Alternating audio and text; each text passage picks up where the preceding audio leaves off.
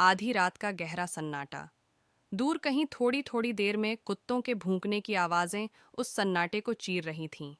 ऐसे में भी सभी लोग नींद के आगोश में बेसुध सो रहे थे। अगर कोई जाग रहा था तो वह शीला थी। उसे चाहकर भी नींद नहीं आ रही थी। पास में ही रवि सो रहे थे। शीला को रह रहकर रवि पर गुस्सा आ रहा था। वह जाग रही थी मगर वे चादर तान कर सो रहे थे। रवि के साथ शीला की शादी के 15 साल गुजर गए थे। वह एक बेटे और एक बेटी की मां बन चुकी थी। शादी के शुरुआती दिन भी क्या दिन थे।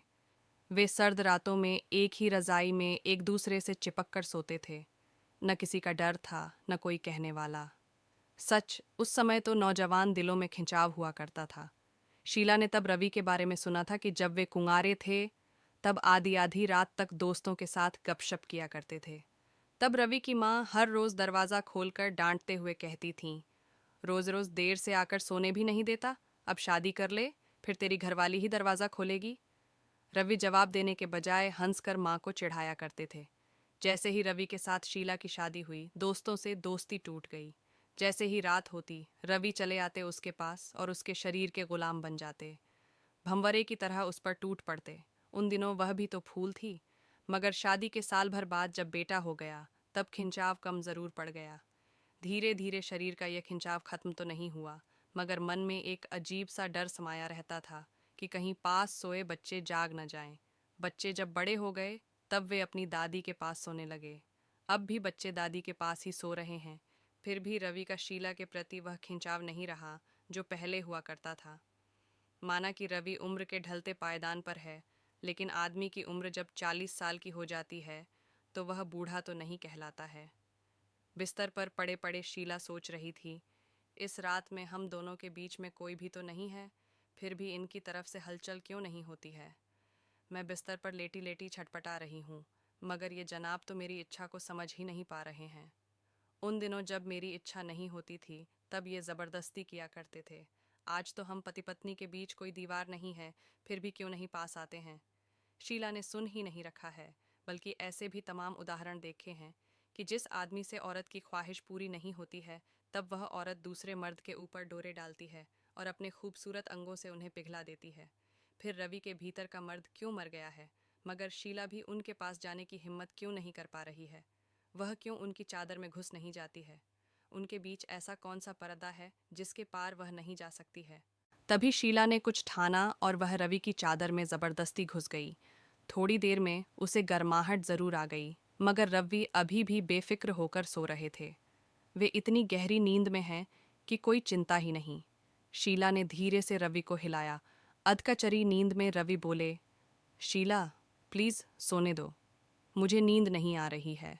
शीला शिकायत करते हुए बोली, मुझे तो सोने दो, तुम सोने की कोशिश करो, नींद आ जाएगी तुम्हें। रवि नींद में ही बड़बड़ाते हुए बोले और करवट बदलकर फिर सो गए। शीला ने उन्हें जगाने की कोशिश की, मगर वे नहीं जागे। फिर शीला गुस्से में अपनी चादर में आकर लेट गई, मगर नींद उसकी आंखों से कोसों दूर जा चुकी थी। सुबह जब सूरज ऊपर चढ़ चुका था, तब तक शीला सोकर नहीं उठी थी। उसकी सास भी घबरा गईं। सबसे ज्यादा घबराए रवि। माँ रवि के पास आकर बोली, देख रवि, बहू अभी तक सोकर नहीं उठी, कहीं उसकी तबीयत तो खराब नहीं हो गई। रवि बेडरूम की तरफ लपके, देखा कि शीला बेसुध सो रही थी। वे उसे झकझोरते हुए बोले, शीला उठो, सोने दो ना, क्यों परेशान करते हो। शीला नींद में ही बड़बड़ाई। रवि को गुस्सा आ गया और उन्होंने पानी का एक गिलास भरकर उसके मुंह पर डाल दिया। शीला घबराते हुए उठी और गुस्से से बोली, सोने क्यों नहीं दिया मुझे, रात भर नींद नहीं आई, सुबह होते ही नींद आई और आपने उठा दिया। देखो कितनी सुबह हो गई।